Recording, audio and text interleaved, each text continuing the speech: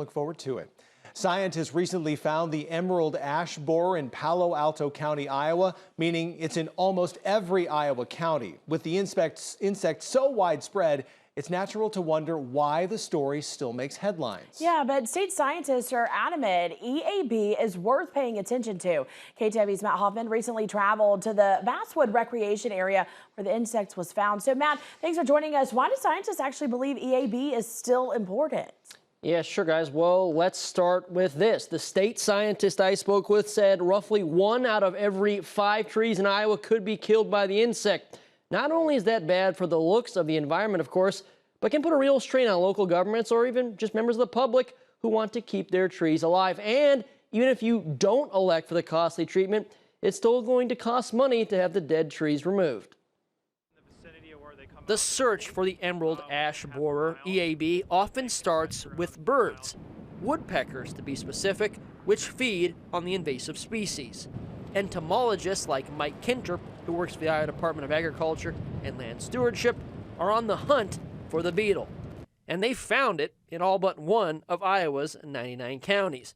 EAB kills all types of ash trees in North America.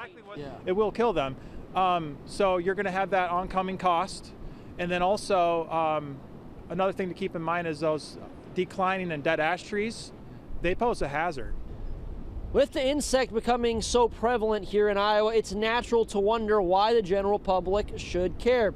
Well, officials have this to say. State data shows almost 20% of trees here in Iowa are ash trees, meaning that 20% are susceptible to being killed off by the insect. It's native to Asia.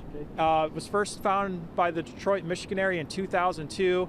It certainly is an invasive insect. It's highly destructive. It's killing all of our ash trees when it's in the area. Kinter says it's the invasiveness of the species that's the problem. Over in Asia, the beetle only attacks stressed trees. But over here in Siouxland, it's like a free buffet. There are no natural predators here to stop the beetles, and ash trees, big and small, are both on the menu. Now, EAB is treatable, but it will cost you. Kinter says it's roughly 10 to 12 bucks per diameter inch of tree. So imagine an invisible line through the tree's trunk. That can get expensive, plus treatments aren't one and done. They need to be reoccurring. Finally, scientists are working on genetically modified trees that are resistant to EAB, like those trees over in Asia. But those, of course, take time to grow and spread, guys.